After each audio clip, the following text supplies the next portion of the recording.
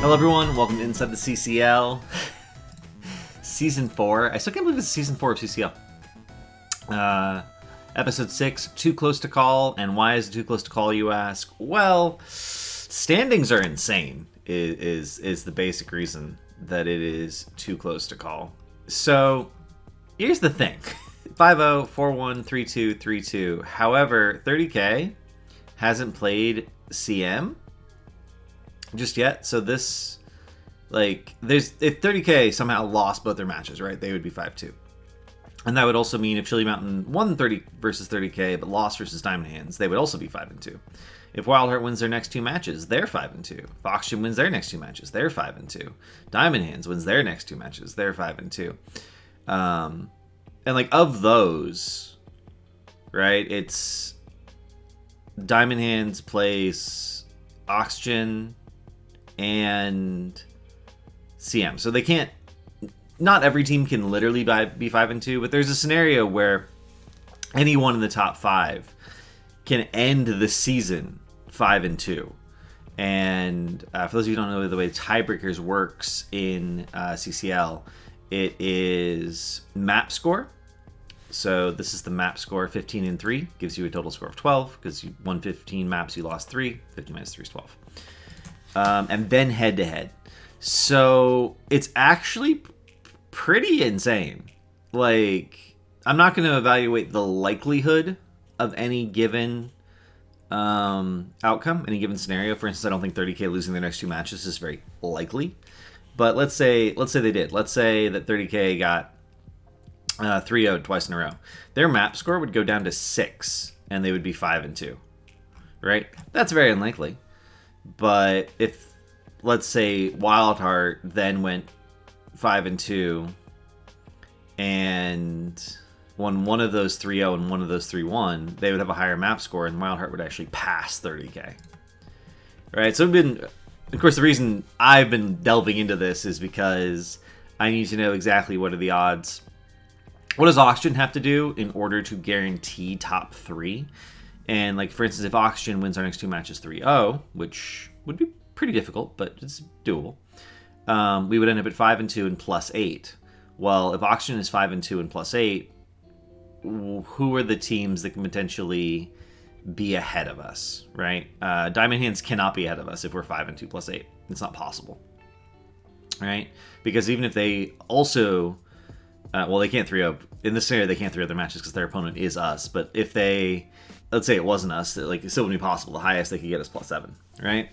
Wildheart basically has to either lose a series or drop 3 maps between 2 series for them to stay, or for us to pass them in that scenario where we are perfect. And then Chili Mountain has a variety of things that could happen. So basically, as long as we don't lose to Diamond Hands can't pass us. And there's many scenarios where we pass Chili Mountain and Wildheart, and one really weird scenario where we pass 30K that I don't think is likely, so I'm not going to go into it.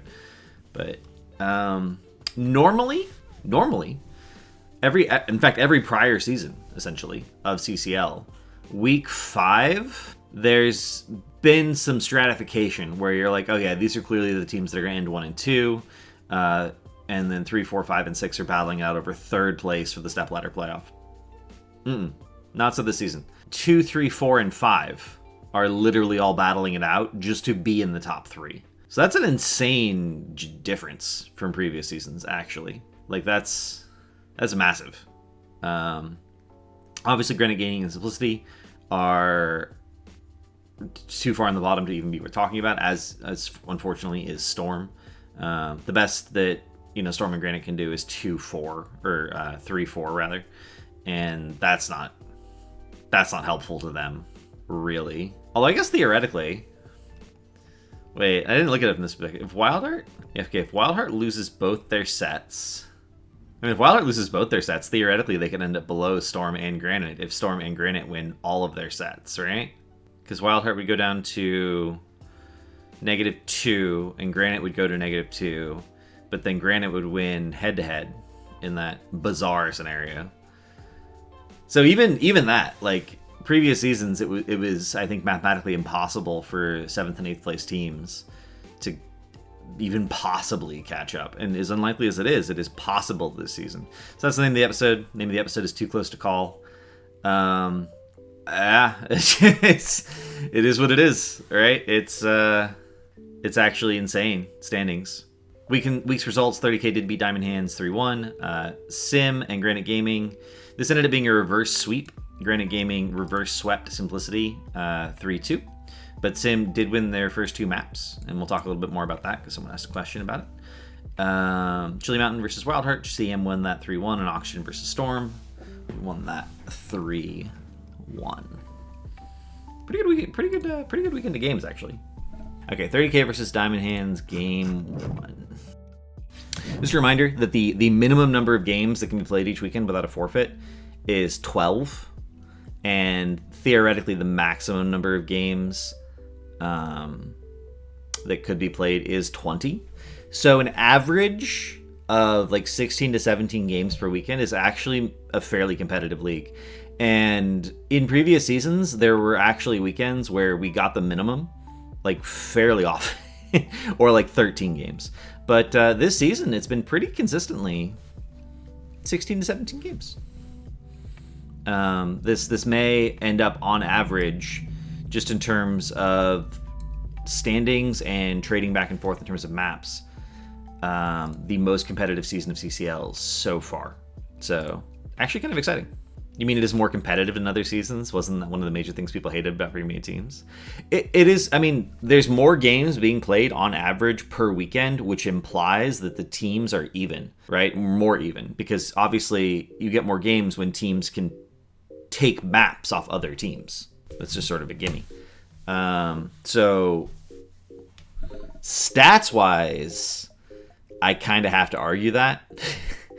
I also think, to some degree, the only reason that prior seasons were less competitive, honestly, is because not every org was extremely good at drafting players. It's not you need to have someone in the org who's really good at evaluating players, which is a problem. You also have to actually be trying to win, as opposed to just picking your friends. Problem number 2. And you know, the third thing, that sort of problem, is some players don't get along, and an org may draft players who don't get along, and the players don't want to be like, I don't get along with that guy, because they just want to be playing in CCL. But then the teams just melt down and are not on the same page ever. Whereas in a season where everyone is essentially picking who they want to play with and then going to an org and being like, would you like this roster? The first and third problems are not going to necessarily happen. The second one still could, but the first and third problems will not. I mean, it'd be really interesting to have a season of CCL, or maybe even like a one-off tournament where, like, let's say I drafted every single team. Like, let's say we had season 1 draft style for a single 1 weekend tournament, bracket of 8, double elimination, but I was the drafter for every single team and got to pick. You know, I wouldn't pick people who didn't like playing together because I had that information. I wouldn't pick people who have different visions of how the game should be played. Because I know Lauber likes to play positionally. He doesn't mind. He doesn't mind playing in vision. He just wants to, play for aggression. I know how Dino likes to play the game, right? Like I think that would actually be pretty interesting. It'd be pretty interesting. Who's your first pick overall if you could have anyone? So I'd have to think about it, because the problem you're gonna run into is it's like playing chess against yourself, right? I don't know if you guys have ever played chess against yourself, but like you can't set up traps the same way. It doesn't work. You just have to play a very clean game. So I'd have to like sit down and eliminate all the traps that I would try to set up in a draft like that. I really don't know what my first pick would be. Because here's the thing. The first thing I would do is sit down and draft and pick a list of players who can do a role. And if I ended up with a role where I felt like I was short, right? If I ended up with a role where I felt like I only had 7 players who were competitively competent, regardless of playstyle, right, in a given role, well, obviously the most rational decision is to draft the best player for that role first, and then have the first team be built around whatever that player's style is. And if you follow that chain of logic, every team after that would also want to do that. And then the last team would just have the worst roster, right? And then the last team would be in a position where they would do the same thing and being like, is there a bigger gap between, like, let's say there's 8 tanks, but like the top 3 tanks are way better than, then you would pick a tank, right? And then that would go back and forth. From a game theory perspective, it wouldn't be a terribly interesting draft, but I think the teams you would end up with would be very interesting. 30k versus Diamond Hands game 1. Should this have been Blessed Shield? So I really hate Tychus without a stun. I can't. Tychus is completely immobile when he's auto-attacking, and it's actually impossible to like get value out of Tychus if you don't have some kind of CC. Especially, you need more than 1 CC into Brightwing, because the first one's going to be cleansed, or in some cases the second one is going to be cleansed. Pretty much always I have a Joe, I'm like, yeah, I want to pick Blessed Shield. Or I have a Tychus I want to pick, and I'm a Joe, I want to pick Blessed Shield. However, I don't know if they have enough lockdown, even with Blessed Shield. Falling Sword, you can argue, is better at 20, but is it better for this comp? Like, it's going to be Tychus Hogger in, maybe Lucio in, so maybe you get the reset. Do they really need Falling Sword? Do they need the Unstoppable?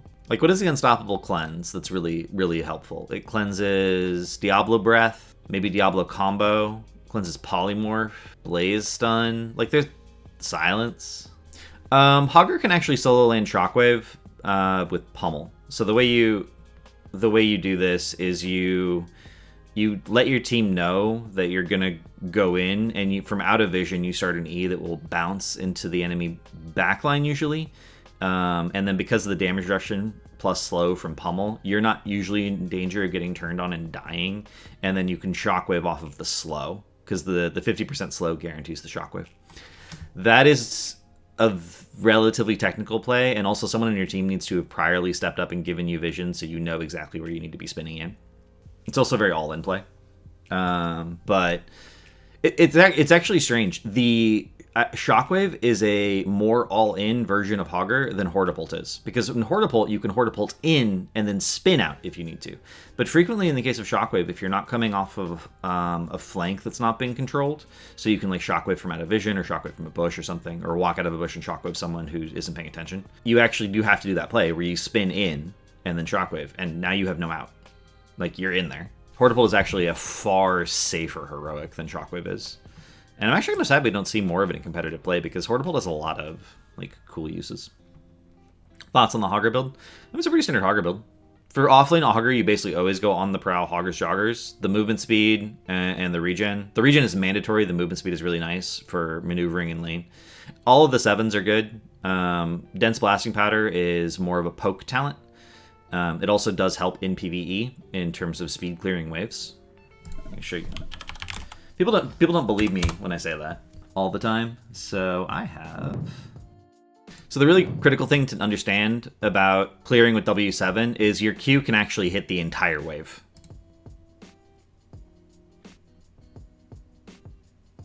So see, my Q hits the entire wave, and now every single minion in the wave is going to get hit by 2 dynamites. Right at level 7, this will not solo clear a wave. You still have to DE, but the DE will clear the wave. Around level 10 or 11, that will always clear the wave. So now you have a way of clearing the wave that does not involve using your E at all. It's just QW, waves clear. But you do have to do it that exact way where the dynamite is very close, but you're hitting the entire wave with your Q. You can also do it from the side. You don't have to do it from the front. So that's why that's the main reason people should be taking W7 in competitive, is actually because it increases your spread PvE damage quite a bit, and you don't have to use E. Eventually, you won't have to use E to do waves or anything, which means your E is always up as an escape if you get rotated on. W7 the best in competitive to keep your rage? Not really. You're not guaranteed to keep your rage just because you're doing the combo. Because like you do the combo every few seconds, right? And in between your rage starts to decay, and you won't like bounce it back up. Sometimes you can maintain your rage slightly, but also more siege. Actually, seeing red averages more siege. Because the 35% attack speed quickly outpaces the... Because you already get a W, right? So you're competing against every 8 to 10 seconds or whatever, you get a second W on a wall. 35% attack speed like quickly outpaces that. So for straight up hitting buildings, seeing red is actually the best talent. And then Garbage Fire is something you pretty much always take with Hortipult. Garbage Fire is also the best talent far and away at doing camps. So if you're a Hogger who's going to be on camp duty literally all game, you can consider Garbage Fire even in situations where you're not going to go Hortipult. Hogger has a lot of interesting decisions to make in his talent tree, honestly. I don't know if Blessed would have been better here, truthfully. There's an interesting dynamic where, despite its nerfs, Falling Sword is still better at 20 than Blessed Shield in a lot of cases. Blessed 20 upgrade is more likely to bounce to Brightwing, which means Brightwing will be less likely to cleanse any effect from the Blessed Shield. I don't know, when did they pick the Tychus? So they first picked Joe, and they last picked Tychus Probius. And obviously one of these is to deal with the Diablo, right? Maybe if the Probius were something that had CC, like if this were Imperious, so you still have a stun, maybe I'm okay with the Johanna, and then you can sort of... W16 is more poke damage, and it's more control because of the extra slow, but it is less burst if you're hitting wall stuns. It's basically less burst across the board if you're hitting wall stuns. So... can you burst someone out? Can you hit a wall stun? Is your team playing for poke? Still skeptical in the W Hogger playstyle, looks useless.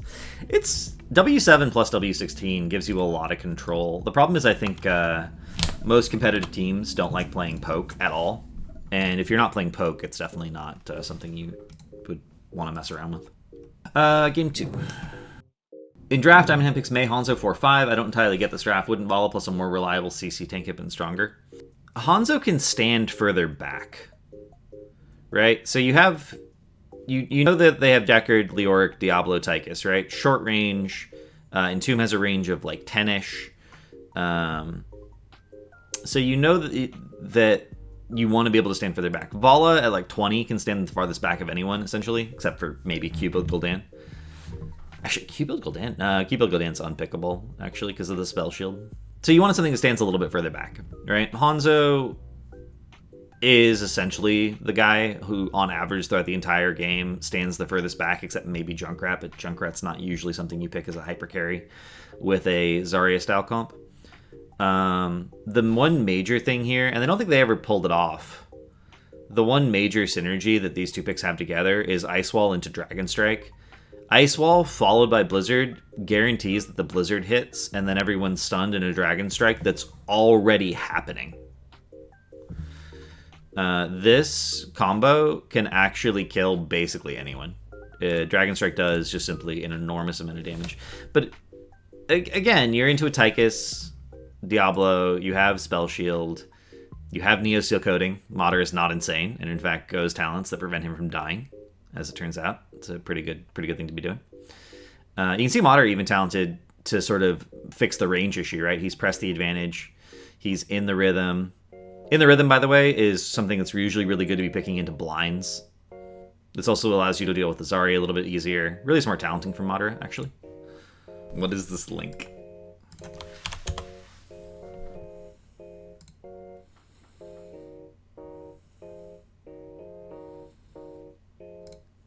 Apparently the last time I... Punish him. Is the pet post nearby? He's trying to get it. Look at it, guys. 75. The dragon strike is healing. Yeah, when you have wombos like this is a really important thing that teams Okay, enough of that. need to understand. When you have wombos like this, you can't just use them on one person. You gotta hit more than one person. That's the idea, but it's not really draftable into these giant spell shields. Diamond Hand Game 3, Regen Master. Regen Master, you say? Region Master's interesting talent on a noob is there a reason to see it picked over the Beetle Thingy? Wisp. So Beetle Thingy is a talent where you basically use it to control vision.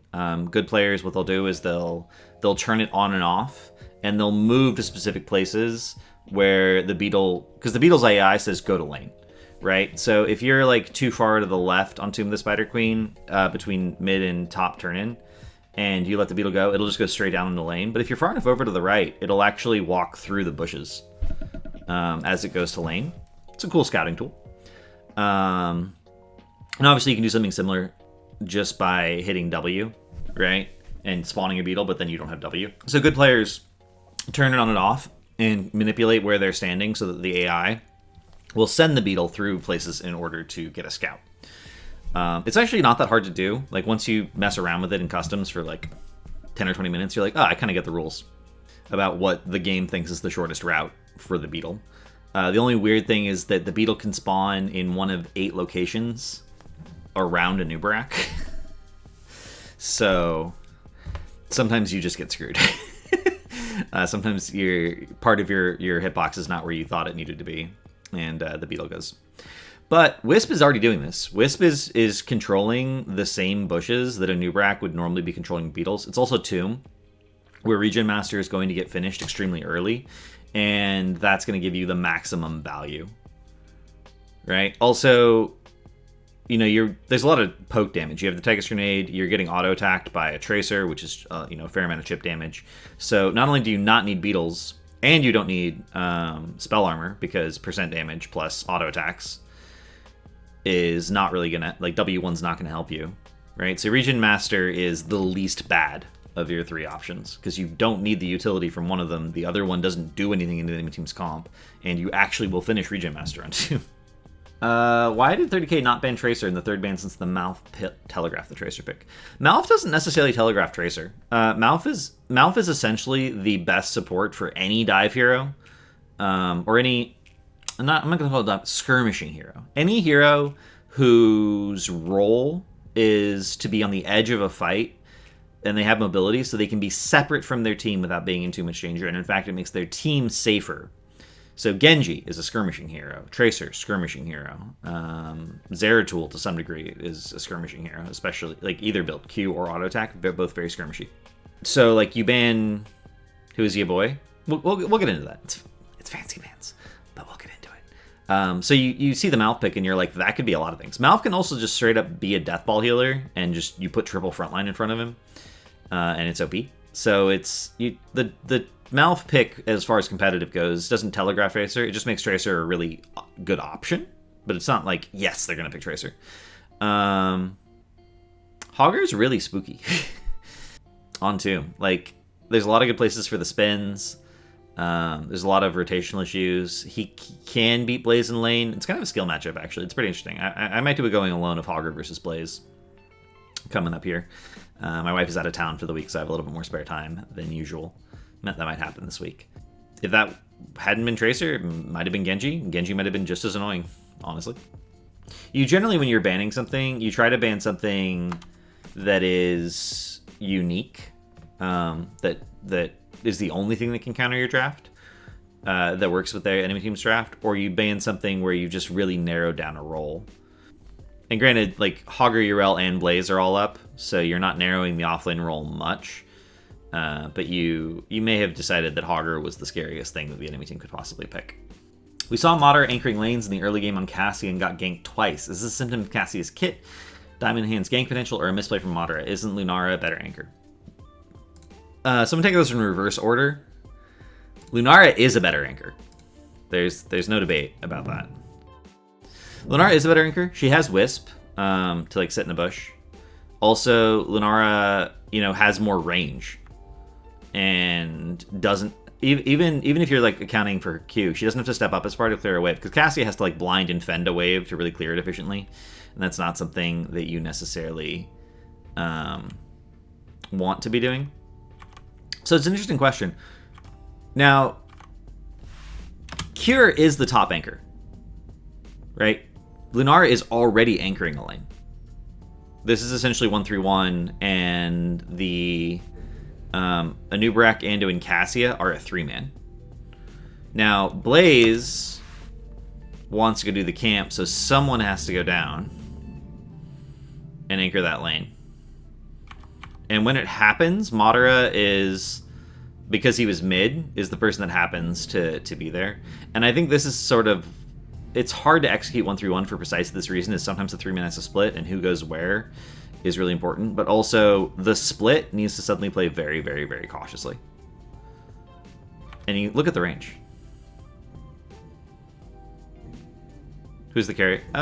In general, Madara is the carry and Kira is the flex. I would say that accurately reflects their team dynamic. Based on pools and who frequently ends up playing what.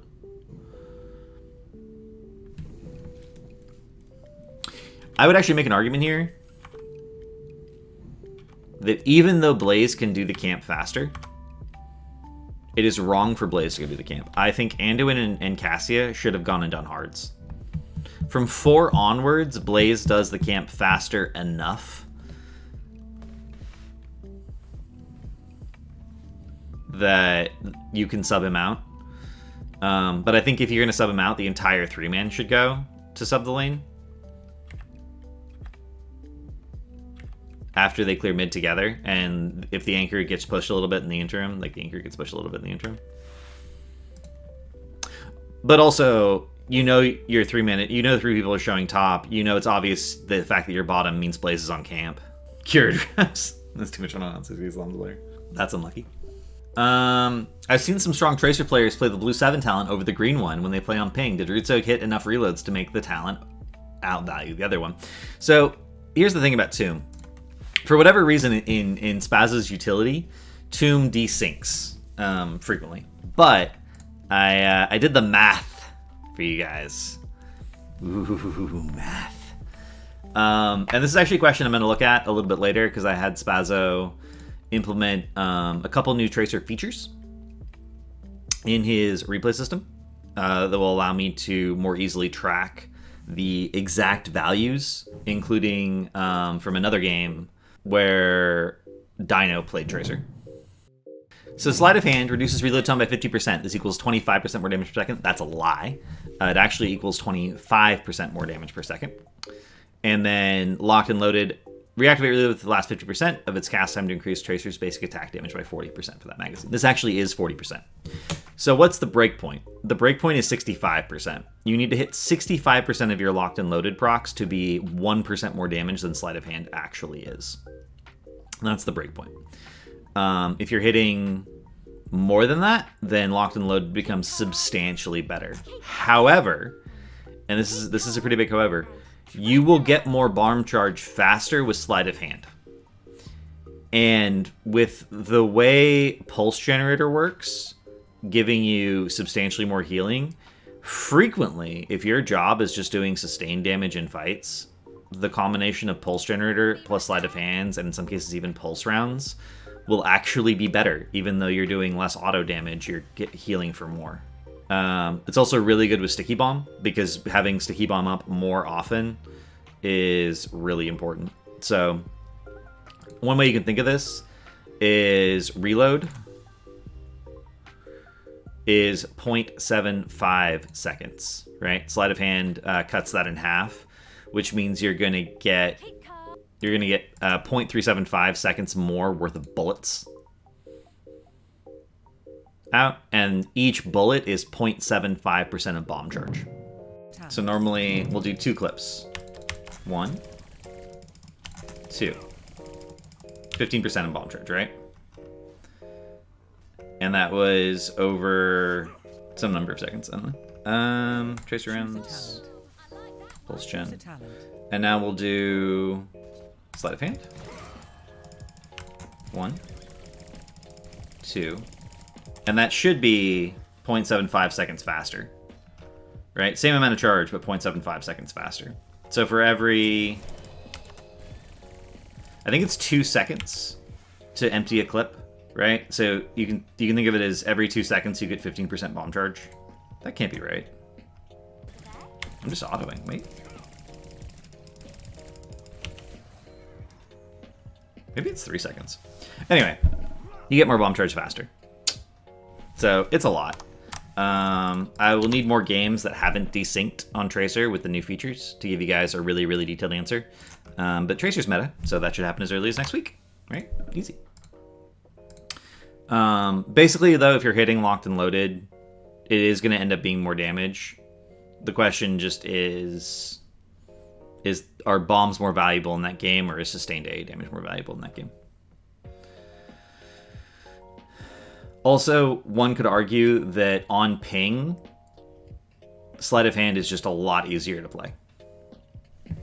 Just Chrono Trigger is the best of both worlds. Just before final boss fight, DH over-rotate members. So this is quite a bit further into the game. Actually, I should answer this other question first. Game 3, I don't have the timestamp, but at some point 30k gets multiple kills and walks mid. Could they have ended there? They tried. So here's the thing about ending. If you're 5v3 or 5v2-ish, most of the time, if you have 35-ish seconds and there's a keep and a core up, you can just walk the core and end. 2 people cannot stop 5 people unless your healer is completely out of resources. I have a favorite example of this, which was when Ariel first came out. She was so dependent on people hitting heroes for damage that she actually couldn't heal very well, PvE. And a team had an Ariel, got a team wipe, actually killed 5 people, and tried to follow this basic rule and go end the game, and the core started killing them because Ariel could not heal PvE damage. It was impossible. She didn't generate enough hope. They ended up losing that game. It was hilarious. And people stopped trying to end when they hit Ariel on core at that point, just because it wasn't possible. So if your healer is completely out of mana, you can't end. Healers are actually essentially the single most important hero for ending, because you have to be able to tank a little bit of the damage. If you have enough self-sustain, sometimes it's doable. It can be ambiguous, but by and large, your healer has resources. You're 5v2, you can end. 5v3 is too dangerous. So they get what they can in terms of getting the keep and then back off. Totally reasonable. They do posture a little bit and look for a pick there. Like we saw Blaze throw some oils at Tracer. If they get a pick, then they can end. So not only does the pressure give you a building, but it also, if the enemy team makes mistakes and gives you another pick, then you can end. So you always try to run at their buildings in situations like that and try to look something, but you can't just straight up walk core and end there. It's not. Like maybe if you have a Rainer with Hyperion or some other giga insane siege tool. And the heroes that are alive do matter. For instance, in HCC, we did occasionally see people try to end 5v1, but the one was a Li Ming. And once Li Ming gets one reset, you can have some problems. So sometimes the hero matters, that is alive matters as well. But Tracer, Tychus, Urel, you'll pressure into that. You're not terribly worried about someone getting accidentally picked off. Okay, just before final boss fight, Diamond Hands over-rotate members to the Bruiser camp. They ended up winning the fight over boss, but it seemed like a late rotation. Would it have been better for them to posture more members near boss? So here's the thing that you have to acknowledge. They might not have known boss was up, because boss on the minimap is not up right now.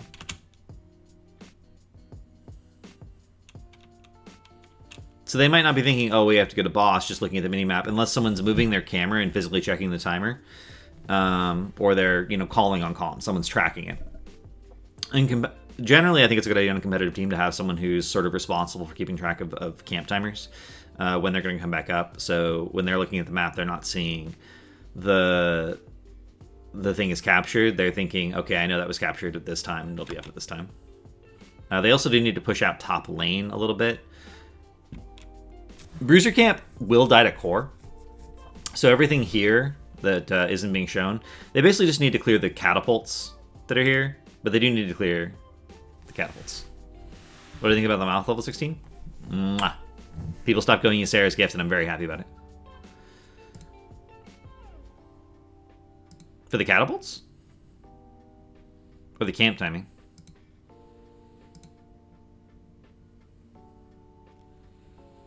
Yes, that is Acid Drench Mandibles. That's the standard auto attack talent icon. Actually, Nubrex might be a little bit different. So here's the thing. You don't know how long this fight is going to last. If you don't clear the camp before you leave, you're on a much tighter timer, especially if you don't clear the katas. You can make an argument. I mean, you can hover over the thing on the map, but you still have to... Like, it's not just a matter of looking at the minimap at that point, right?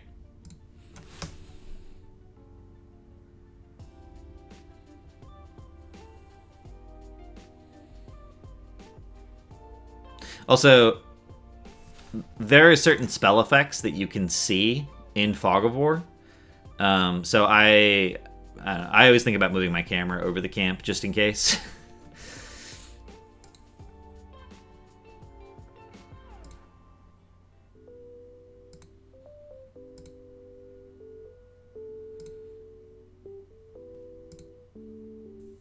It's not just Cattles that picks it. It is outclassed. Yeah. It's not... The problem with Acid Drench Mandibles is that even under the ideal scenario, it actually ends up being less damage usually. It takes 4 autos for it to be more damage than just a single Urticating Spines. Urticating Spines also has a bigger range. But also, what if the target you're auto-attacking isn't CC'd? What if they got what if they like pushed D and had Unstoppable? Or what if they got cleansed and then you're hitting someone who's not slowed, stunned, or rooted? And then your talent doesn't proc and literally does nothing. What if that were to happen? Unfortunately, this does desync. This tomb has a tendency to desync, but I can tell you from like other games, Acid Drench Mandibles on average does like 25% of the damage of the other level 13s in competitive. Sometimes less.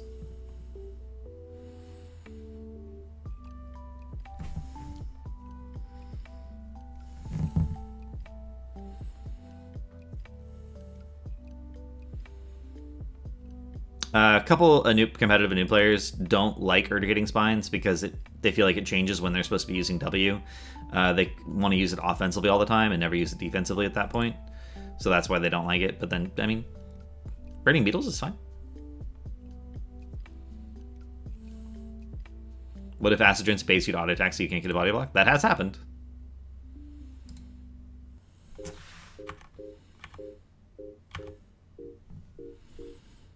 Yeah, so they really weren't late here at all.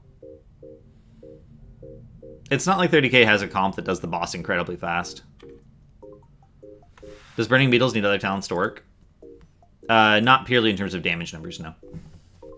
It also, both of them end up giving you like decent wave clear. That's also the thing about Acid Drench, is Acid Drench has like basically no PvE utility. The only time it can have any PvE utility is when you hit a hero and then go and hit a building for the duration of the proc. Has Kira's scatter accuracy improved enough to justify picking W build? So this was game 4, and Spazzo implemented a feature for me. It's actually insane. When you get huge shout out to Spazzo for just constantly implementing features. Sometimes I feel like I'm the only person who actually needs all these things, but boom, scatter arrows that hit any hero 4+ times. 5, 6, 7, 8 or more. So Kira finished quest at 10 minutes and 2 seconds, which is 2 minutes and 2 seconds past what I consider the cutoff for consistent Hanzo play. That's not good. It was a little bit of a strange early game, to be fair, where Sim was just never near him. Or Diamond Hands rather was just never near him, so it made fighting and therefore getting scatters stacks relatively difficult. But basically, this entire game, he had 9 team fight scatters, which is not a lot. Obviously, there weren't a whole lot of straight up team fights. Most of it was picks, or Diamond Hands would show up late, the boss would already be done, and then they would just leave. Kira hit 1 good scatter. It was this one, and he hit a scatter where someone died. So his accuracy was about 25%. His Dragon Arrows were really good, though. Right? So this is Dragon Arrow 3rd increment impact count. So this is 1 impact, and it stunned 3 heroes. So he stunned 3 heroes with a max range Dragon Arrow. And then he stunned 4 heroes individually. So he had one really big arrow this game, and his other arrows were good, and none of his arrows were bad. None of them were the first increment, the first step of the stun. So scatter arrows that led to a kill is more difficult to implement than you might think. We talked about it. So yeah, I don't know. Kier should just not be playing Hanzo. He's good at using the ults, and he's good at using Q. And to give you guys an idea of like just the damage, right? Just the damage here. Stormbow damage to heroes 13k. Scatter arrow damage to heroes 13.2. This number for a good Hanzo player will usually be like 1.4 times the Stormbow damage at a minimum. In this case, it's actually less. It's less. But doesn't mean good at the ult, the big Hanzo thing. If you want to play Hanzo and only be good at his ults and not be good at his W, don't play W build. You can still play W4, but don't play W1. And in some cases, don't even play W7. Is that adding Giant Slayer damage too? No, Giant Slayer damage is just, it was 4.6k. Does he ever play VP Sarah? I have not seen Kier play VP Sarah in a very long time. He used to. I also don't know if that's true. I think Kier is a very technical player for the most part. I think a lot of people see someone positioning aggressively and trying to maximize the value of their hero, but they're being protected by their team. And they're like, that guy wants to go in. And like, no, he's just doing his job. Casters don't always reflect what's actually going on. Sometimes they tell a narrative that it maybe is a little bit more interesting to people watching. Diamond's commit 5 players bot lane securing the fort. Is this good allocation of resources? Not really. So here's the thing. This isn't their boss lane. They have no boss control tools, except for kind of Sunder, right? So the odds of them like ever stealing this boss, very, very, very low. Generally on Cursed Hollow, you want to prioritize your boss lane more than anything else. Sometimes you can get into a situation where you're already there and you end up, although that begs the question of why you're already there when you shouldn't be prioritizing that lane. You're already there, so you end up prioritizing. You just get the fort to get the fort, right? To get the catapult spawning, to get the passive experience.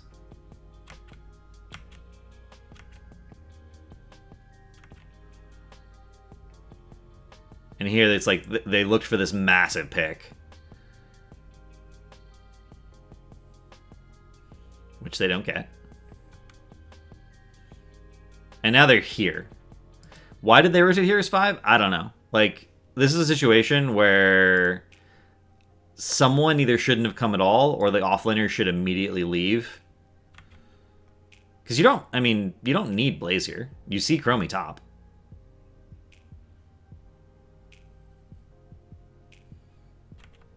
And they end up trading forts in the opposite boss lanes.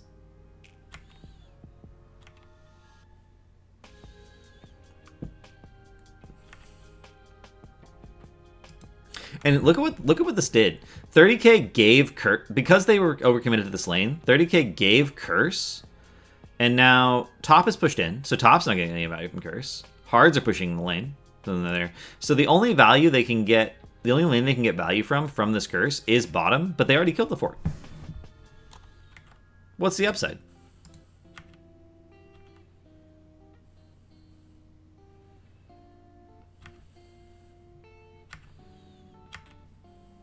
I'll show you guys the good scatter.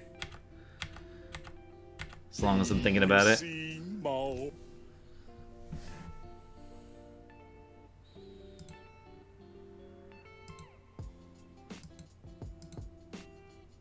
That's the scatter. That's the good scatter. Best scatter all game. And you can see it, like, it resulted in a second kill. It wasn't really... Yeah. Movement around the map is something that's very, very tricky to optimize together as a team. Because frequently, if you do go someplace as 5, you want to leave. It's like someone wants to leave sooner than others, or someone doesn't want to come at all. If they have like a really critical cooldown, then you can... Can you break down some draft theory on Last Pick Gazlowe? I can. This is Sim versus Granite Gaming. Granite Gaming doesn't scrim. Yeah, shocking, I know. Granite Gaming doesn't scrim. So for them, CCL matches essentially are scrims. And in scrims, you might try something out. You might pick something and be like, is it good? We don't know if it's good. Let's play it and find out. Wubby actually bought Gazlo before this game happened.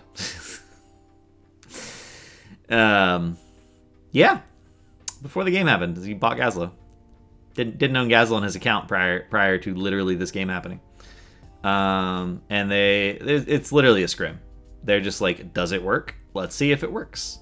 And at the end of the game, their conclusion was Gazlo was pretty good. And they didn't lose because of the Gazlo pick. Those guys are pretty good for stamp scrimming. I wonder what they did before CCL. I mean, they're 7th place, but they have taken they've taken maps, to be fair. Like, I don't think that, except for their forfeit, have they even been 3-0'd? So there's not really any draft theory to be had there. They were experimenting. And, you know, I would argue that the talents are really wonky, too, for what they were trying to do with it. We usually see the Q4 for Rhaegar, but Wishing opts for Healing Totem. When is Healing Totem pickable? Literally always. So when Rhaegar was reworked, and then he was changed, his talents were changed around slightly. I told you guys on Inside CCL that I didn't have enough data yet from competitive games to be like, this is the talent you should pick. I speculated that Q4 was probably bad unless you were into a hero like Lunara or E-Build Gul'dan, something that, because it does damage over time, you will be below 50% health, but not be in any danger of dying necessarily, and you can like play for sustain in poke wars. Speculated that. I also said that one of the major benefits of Healing Totem is it gives you a second bush check because you can put it in a bush. But that on average, and if you had something like Triple Frontline, it was pretty much guaranteed deal for more. But that was also a situation that benefited Q4 a lot because Triple Frontline, bigger health pools, you're more likely to have someone below 50% health but not in danger of dying. You Q them, you get a heal. I now have that data. The average Q4 for Rhaegar in a given game is only healing for like 2 to 5k per game. That's a level 4 talent. It's healing for 2 to 5k per game. That's not a lot. You get level 4 at like 2 minutes into the game. In a 20 odd minute game for 18 minutes, it healed for an average of 5k more. Like not a maximum of 5k more. That's not a lot. That's not a lot. In this game, Healing Totem from Wishing healed for 21k. And it was a bush check. So purely in terms of throughput, Healing Totem is pretty much always going to be the pick unless you're into a very specific enemy damage structure. And it's even with tidal waves accounted for, right? The reality is that in competitive, people don't get down to 50% too often unless they're in danger of actually dying. And if they're dying, you're just going to ancestral them. You're not going to get value out of the Q4. It's really only good versus damage over time and sometimes into poke comps. Healing Totem, I think, should actually be the default talent that every Rhaegar should be taking. And it's interesting to look at stuff like the win rate in ARAM. In ARAM, Q4, tons of value. Highest, like, insane win rate. But as you, like, climb up ladder and fights get cleaner, it starts to go down a little bit. Would you want to pick Rhaegar into a daughter poke comp? Not on purpose, but sometimes it could happen. It's a band-aid talent, I think. So I'm actually going to answer these questions about the Diamond Hands thing, so it's more proximal to the set. What happened on the Diamond Hands org roster changes? So Godfilth burnt out on HOTS. Godfilth decided he didn't want to be HOTS anymore. I don't know why they dropped Unaverted. Unaverted, one of the best range players in the pool. I don't know if that's a personality issue. I don't know if like Godfilth and Unaverted are like really close friends, and Unaverted decided he didn't want to play without Godfilth anymore. I don't know the answer to that question. But Godfilth publicly said he burnt out and just didn't want to be playing anymore, and he felt bad about taking a CCL spot away from someone who actually wanted to be playing the game. And also, when you're not motivated to be playing, your performance is going to suffer as well. I'm sure that was a factor. Diamond Hands has sort of made a name for themselves for wanting to stick with the same roster and wanting to build up players. So, like, they're the last roster that would do this unless the players wanted to leave or something wasn't working out. As for Rutso being traded to Oxygen, when Rutso came on as a sub, we actually told him that if he wanted to be a starter on another roster, we would always be happy to trade him away. I mean, yeah, it's the deal we made for him, and we were really happy to have him as a sub. He's obviously a very good player, right? So he, on his own initiative, reached out to various rosters, got a spot. We traded him away, but we didn't. I mean, we didn't benefit from that. If anything, we're playing Diamond Hands next week, so it's actually a little bit sketchy. That someone who's, subbed for us in scrims and heard some of our thought processes about draft is now on a team we have to play against. But do you think roster shakeups this late in the season are likely to help or hurt the team's performance? I mean, if you're replacing someone who's not motivated, that can only help you. Because one person on a team that's not motivated, it's the bad apple that ruins the bunch. One person not being motivated drags everyone down, honestly. So it's not going to hurt you more than that. Like, even if you replace them with a worse player, you're still going to be better off, in my opinion. Obviously, it's not ideal to have someone come in at the last minute and change a bunch of things up like that. But one way you basically know you're not going to succeed, and the other way there's a chance. Just doesn't mean you will succeed. It just means your chances are better. Just a play that improves your odds of winning is never going to be a bad play, even if it doesn't work. Name names. You don't have to name names. It's fine. Is W4 on Rhaegar a thing? Does it generate numbers even remotely close to the other two talents? It does not. So basically, there is a possibility that full W build in some drafts is pickable. And basically, the way it works is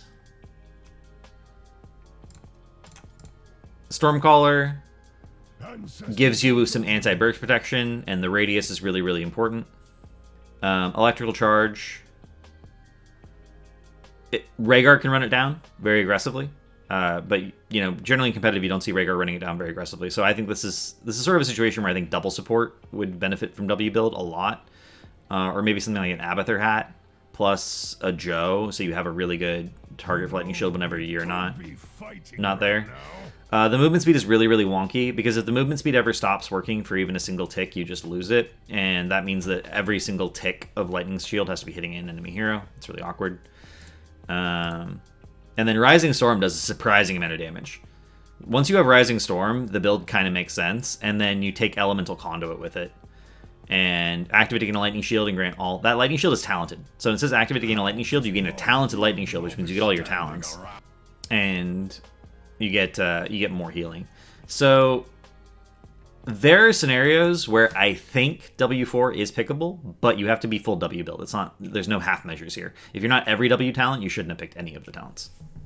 Maybe Earthshield on 13 is debatable, right? Earthshield on 13 doesn't directly contribute any synergy to the build, necessarily. But the 1, the 4, the 16, and to some degree the 20 are mandatory. So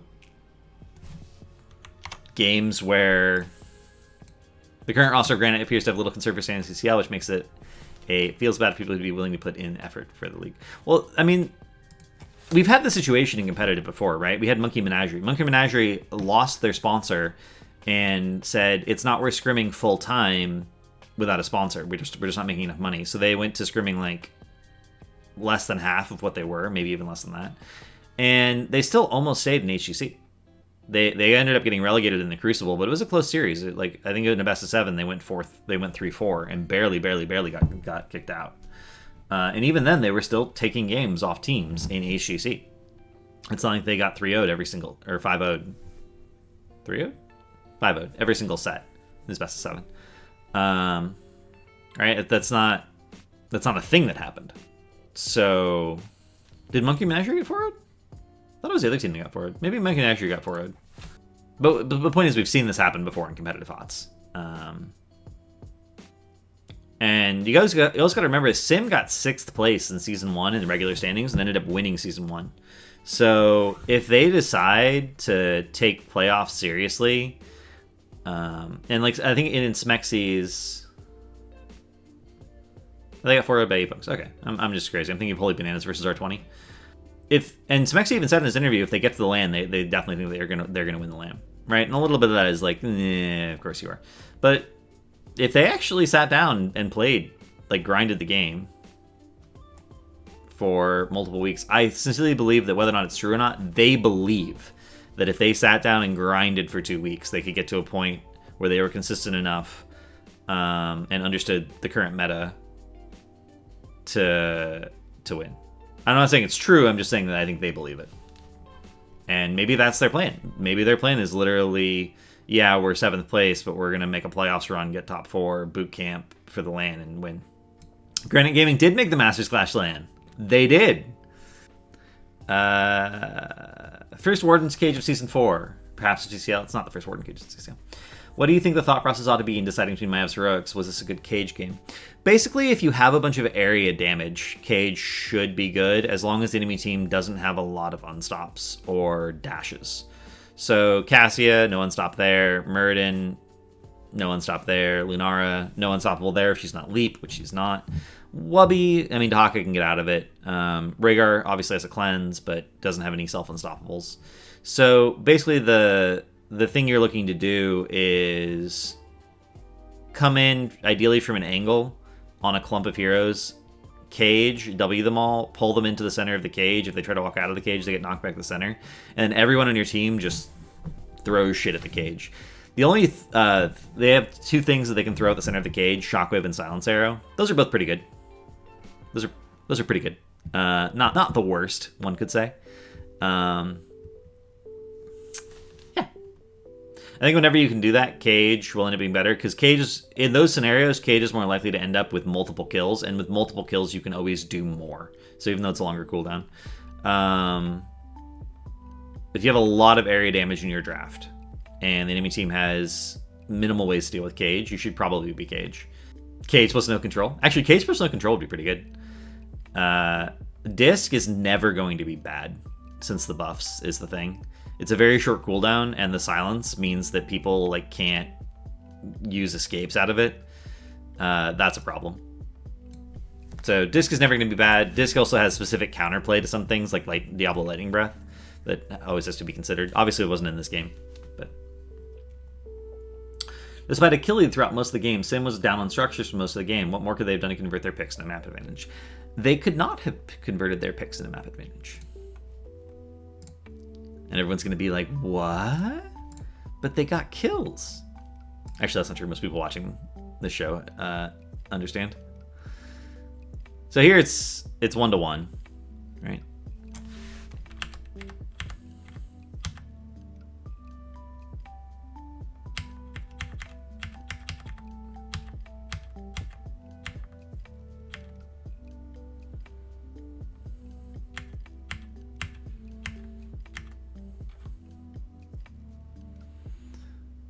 So this is a relatively even game, that's right. Mid fort's dead, top fort's dead. Nothing too insane. But look what happens. Simplicity gets the kill.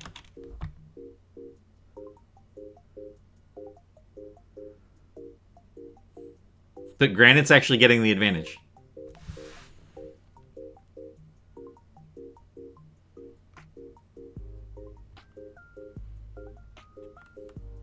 Like, they got more shots there. And now this advent happens, and Sim fights it despite the fact that Hogger is showing top. Hogger is showing top. So this is 4v4. Right? And, you know, hopefully they're tracking Dahaka's dig cooldown. Hogger mounting up and running all the way top instead of Hearthing. Oh, I mean, people do stuff like that all the time. It's surprising how often Hearthing is actually faster than... Hearthing and running to a new place on the map is actually faster. Or, in some cases, literally the exact same speed, but you got a free Hearth.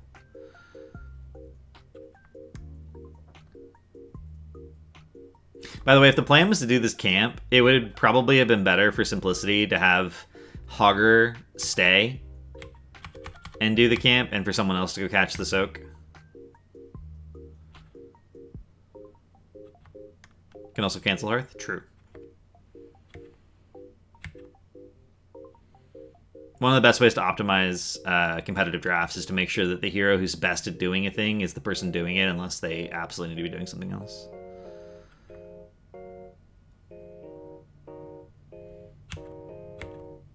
So that's it. And like even this kill, like Smexy's. Look at this rotation. This is a 5-man rotation to kill Rhaegar. And meanwhile, there's a camp pushing top. So Simplicity is getting these picks because they're over-rotating for the picks. If you over-rotate into a competent macro team, you can get a kill on literally every rotation and you will lose the game. Because all of your lanes will constantly be shoved and you will be slowly losing to chip pressure and you'll be missing soak, so you'll end up behind in experience.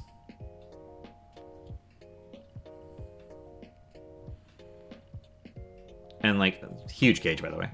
And like, it's wrong for Granite to be fighting this. Ideally, what Granite wants to do here is actually stall them for as long as they can and then leave as soon as they push any buttons and not die. But Granite's just inting instead.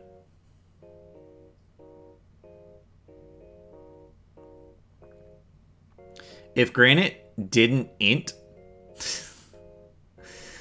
the over-rotations for these picks would not have worked. But Granite just literally took a team fight 4v5 without their healer. And healer is literally the single most important role to have in fights. Far and away, and it's not close.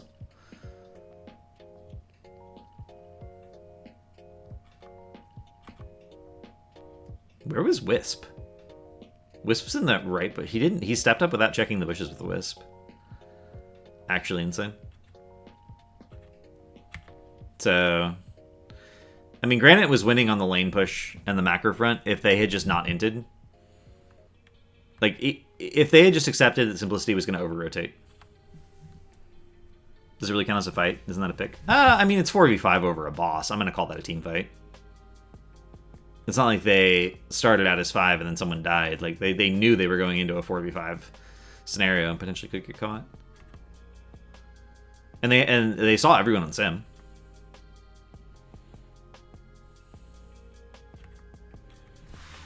Anyway, I don't know why Granite did that either. That's not something I would normally expect Granite to do. And honestly, I think Granite just inted that game away. Same kill versus structure dynamic as game 2. What habits lessons can people take away from GG's approach to these games? If your 4-man goes for a gank, your offlaner needs to go to the other lane. Or someone needs to go to the other lane. It doesn't necessarily have to be your offlaner.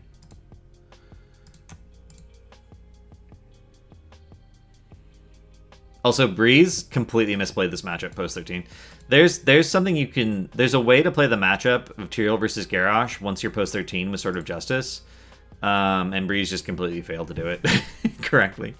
Breeze never known for his Tyrael, to be fair. And it was actually the Koreans who invented that tech for the matchup. Although Breeze lost to it at LAN events. So he was forced to play against it, but...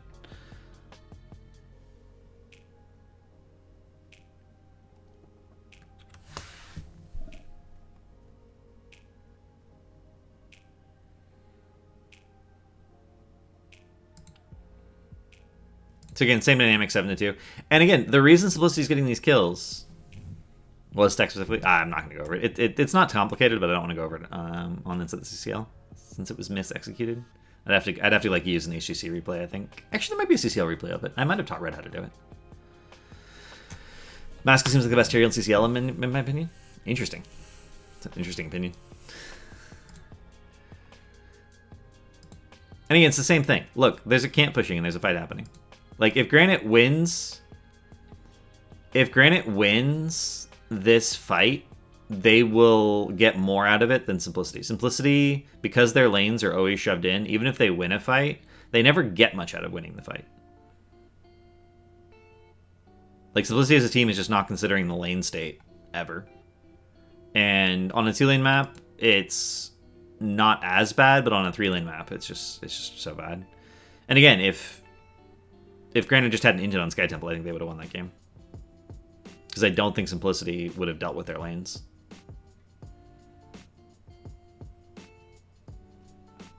Someone also, I think this is the perfect time also to answer this question. Rate Wubby's Hogger, because Wubby actually played Hogger in game 3, 4, and 5. For every game they won, he was on Hogger.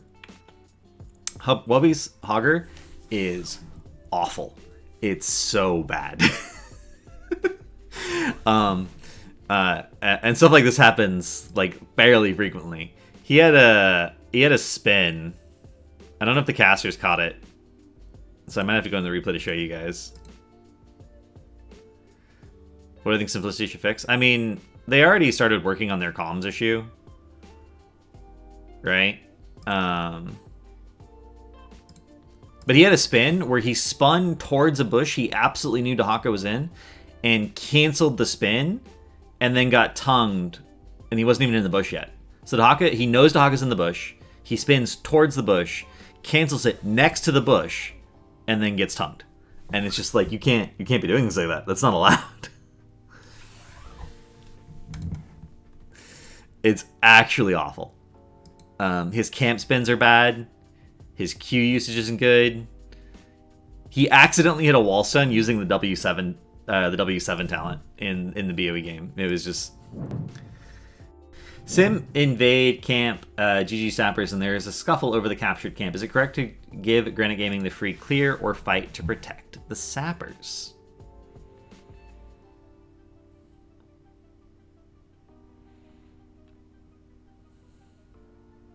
Well, I mean, Hammer's dead. I wouldn't say it.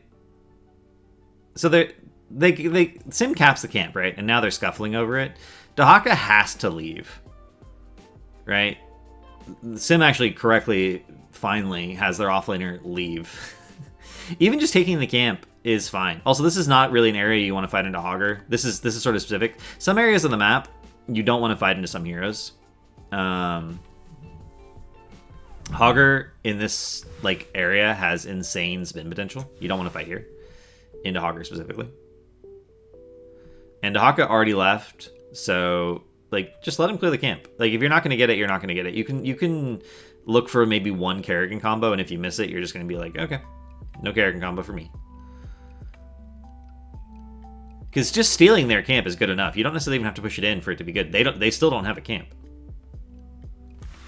But is it okay to fight no lobby Hogger? I don't like doing that. I don't.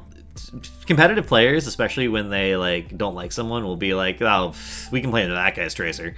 That guy sucks."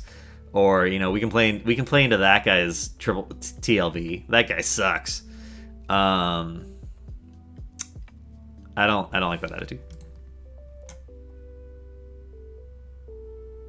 I always like to think of it as playing into the hero, not playing into the player. What made the difference to give GG the turnaround? GG banning Maev, getting Hogger, draft in general, or something else? GG stopped ending. They kept their skirmish game strong, they kept their macro game strong, and they stopped just randomly dying when they shouldn't have been. And they knew they shouldn't have been. Sim has achieved their first map wins of the season. Do you think they'll have any more wins in regular season play? Is Sim playing again? I mean, obviously, Oxygen's going to 3-0 them. No, I'm kidding. Storm? I think on average, it's reasonable to expect Sim to take one map in their next 2 series. I think they will win 1 more map. Washed or not, Chapter 4. Should spectators rate GG any higher after the series win against the weakest team in the league? Do you think they'll get another series victory in the regular season? They're versus 30k in Wildheart? Nope. I think they will get 2 more maps, but I think they will get no more series. I do think their odds are very good of doing well in step ladder playoffs, though. Because they'll also be, for stepladder playoffs, they'll also be coming off of the Masters Clash lane, which I don't know how that's going to work scheduling wise for them. Actually, that's going to be interesting. Wildheart versus CM game 1, 14-10. Why doesn't Heaven just blessed Shield Dino here? He should be dead.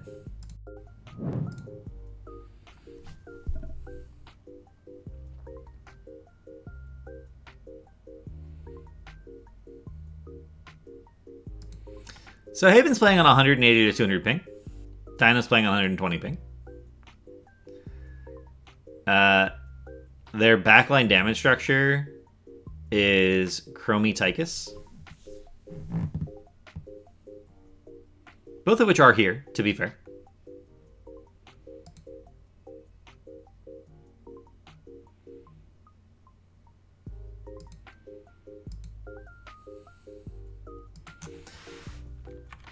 So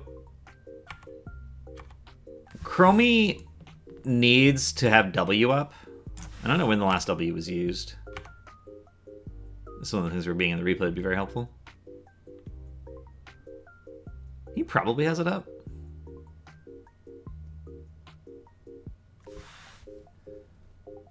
So if the Blast Shield hits, and that's a big if, because you never know with a Tracer if she's actually going to be standing in the same place right now that she is. Like, look at, like, moves to the left there. That kind of makes it difficult to hit. Tracer could also just blink.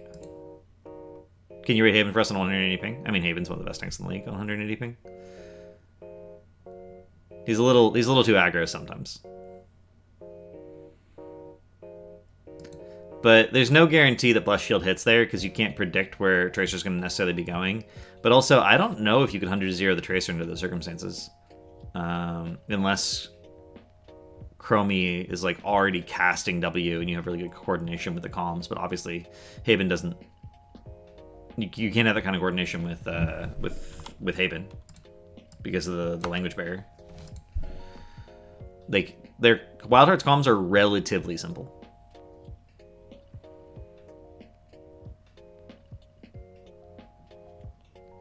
And you guys have heard that if you tuned into the cast and had the comms.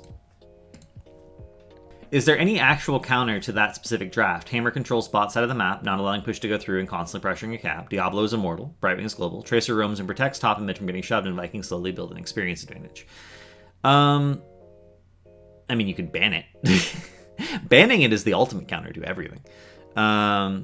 So I'm of the opinion that everything is counterable. Sometimes the counters are stuff you haven't practiced, and therefore you're not going to execute them correctly, and that's a problem.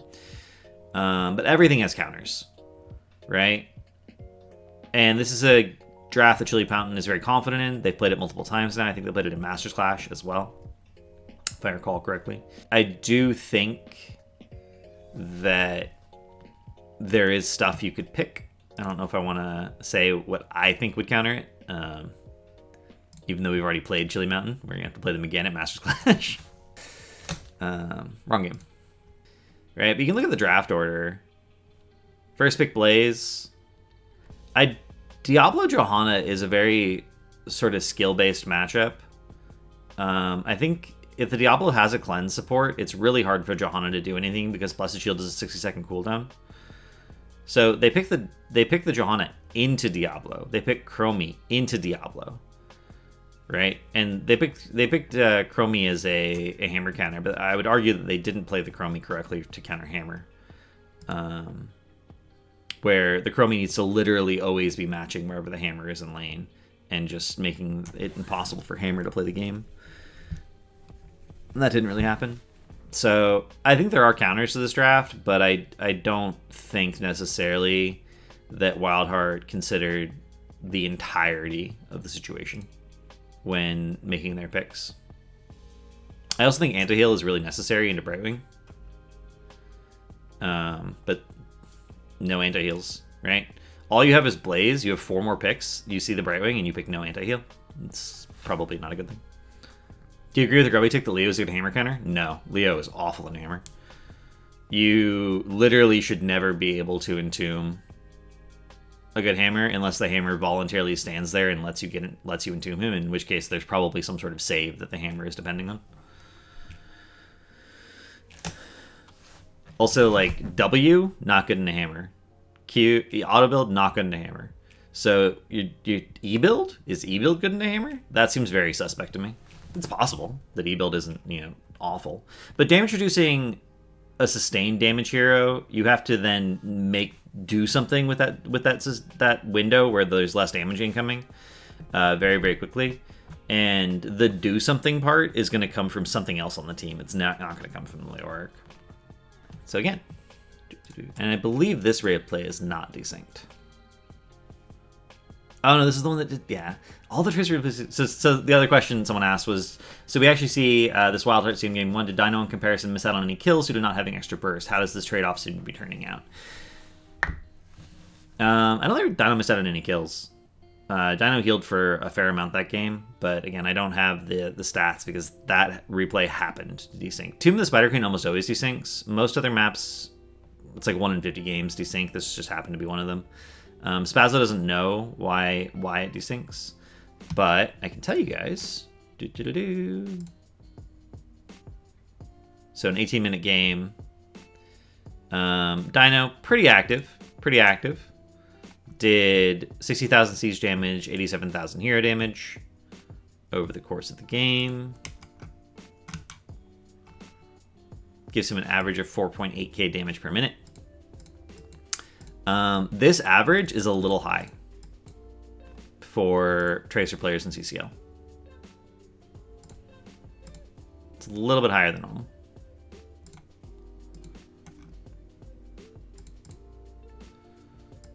Right? 3.4, 3.2. This is with that game factored in, right? Where he's played it 5 games. So that build, on average, will do a few hundred more damage per minute. It won't necessarily be more burst, but having the bomb out more frequently, and it's weird. It's not that it's doing more damage than Locked and Loaded is. It's that because of the increased healing from having more bombs, you can auto for longer periods of time. So it's a weird dynamic. It's not that Tracer is doing more burst, and if she was allowed to free auto 100% of the time with Locked and Loaded would be better. It's that you can auto for longer periods of time because you have more healing coming in. And it's just so strange. This isn't bias, but a better player. I don't think it's bias. Like, it just... Nick's pretty good at Tracer. And obviously I'm also depending on scrim stats to some degree to answer this question without revealing what the scrim stats are. But yeah, like, it's really weird. I don't know. I don't, like, it's not intuitive, right? Oh, because I'm healing for more, I can deal more damage. What? Wouldn't doing more damage be more damage? No, it doesn't work that way. The more you heal, the more damage you're doing. Okay.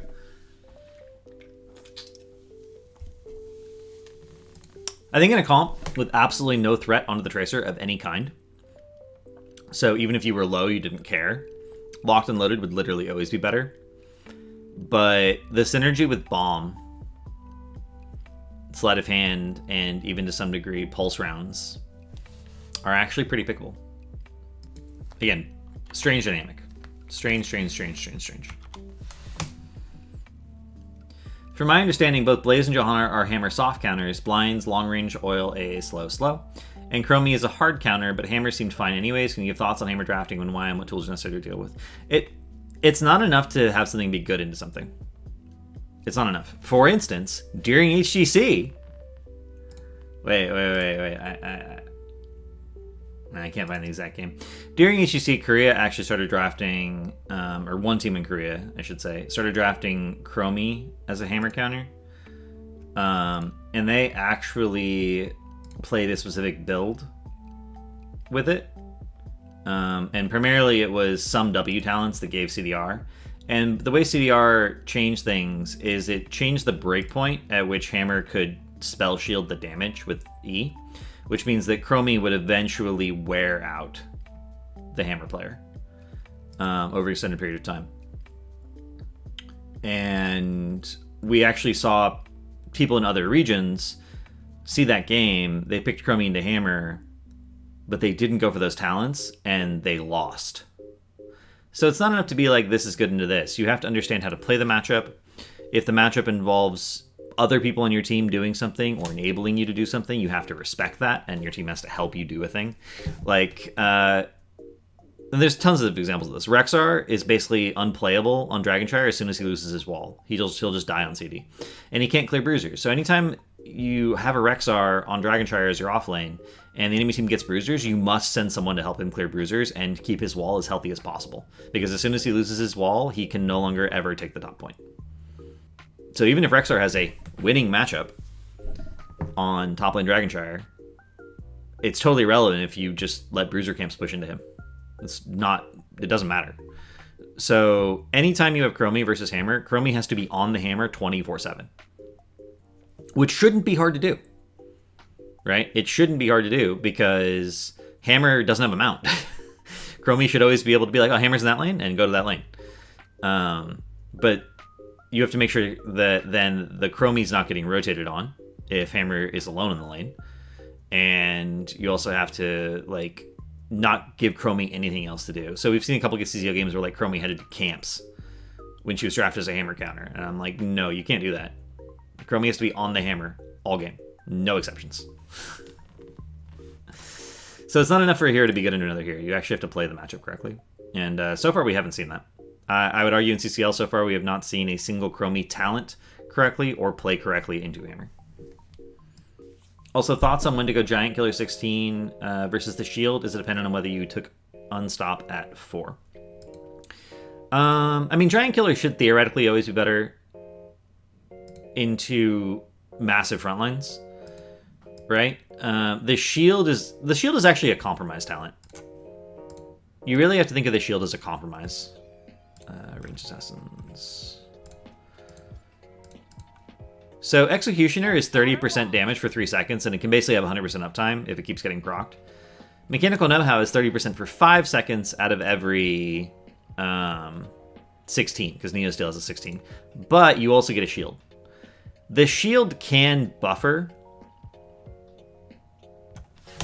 for healing, so it is a little bit better with the siege tactics. Also, when you use your E is a little bit more liberating when you don't have siege tactic. When you don't have siege tactics, when you do have the heal. So it is a nice synergy to go Mechanical Know-How with Regenerative Biosteel. And you could argue that siege tactics would be better with either Executioner or Giant Killer, depending on what you're killing in the comp. Why your team struggled to use advantage in openings left by better opponents? Is it comms issue or a confidence issue? I don't think it's a confidence issue. I mean, every team has some comms issues, right?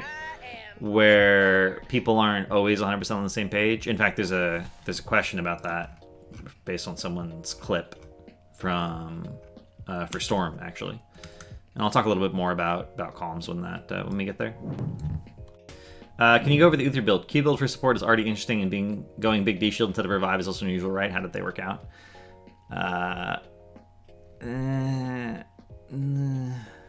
So the logic for Q build Uther always is that it gives you something that interacts with what some people call squirrel heroes, highly mobile heroes that just do damage, because it's a point and click that can't miss, right? So Holy Shock helps a little bit into the Tracer, into the Lucio, in terms of not allowing them to trade damage for free. I really hate Q build Uther as solo support. I think it's pretty rare that it's correct to go it. I also am not a huge fan of the AoE D-Shield upgrade, just because I think it's better for Uther to D-Shield one person in competitive, have that person guaranteed not die, do something really aggressive, and then Uther tries to die on purpose and then comes back to life. I think in general that's like much better. Especially because the way you have to clump in order to get massive, because the range on the D shield's not that high. So I don't really like it. It didn't work out that well this game. Is Cassia the most optimal pick here, and why is C-Smash Varian always the better option? I mean, Cassia is fine. I'm a little surprised this wasn't Valkyrie, although they do have a cleanse in the form of High Five. Normally when you see Cassia picked into Hammer, right, because it was last pick Cassia, it is usually Valkyrie, so you can sort of put some pressure onto the Hammer, force the Hammer to do things.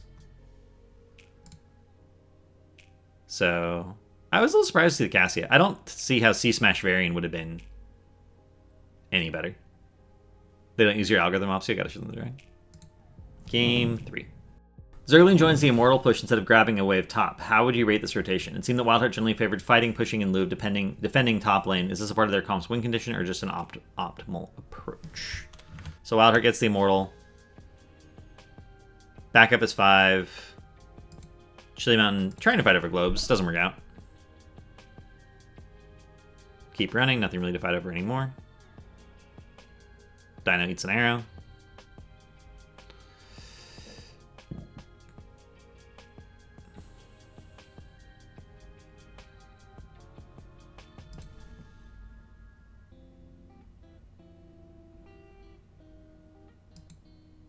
So here's the thing, they see your rail top. Whenever you see the enemy offlaner in the other lane, you basically have a decision to make. If you leave now and go clear the wave, you'll get proud. Actually, I shouldn't say, because here's where he should have left, right?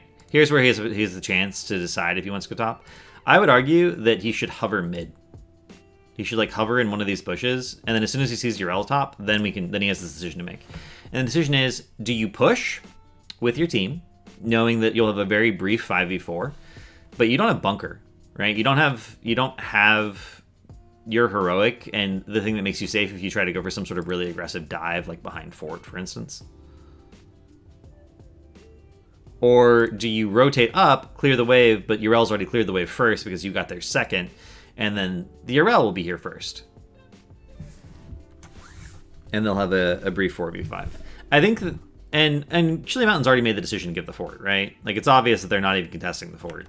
So, could you have gotten top? Like, when do they know that?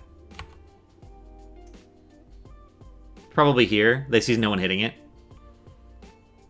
So here's where you're going to be like, okay, even if they came, I wouldn't be that much later.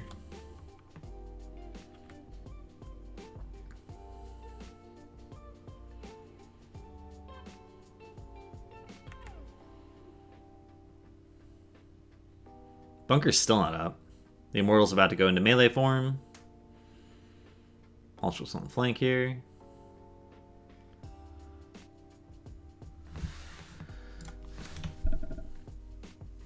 I think getting that top wave, like, I think hovering mid and then going top as soon as you see the Urel so she can't imbalance the wave would have been better, especially because you have already gotten the fort, which means you're going to have catapult pressure in that lane, and your team can just not int, right? You have the Immortals protection. It's not like they have a little bit of movement speed with the Kerosene, but it's not like they have a comp that's like guaranteed to be able to run you down.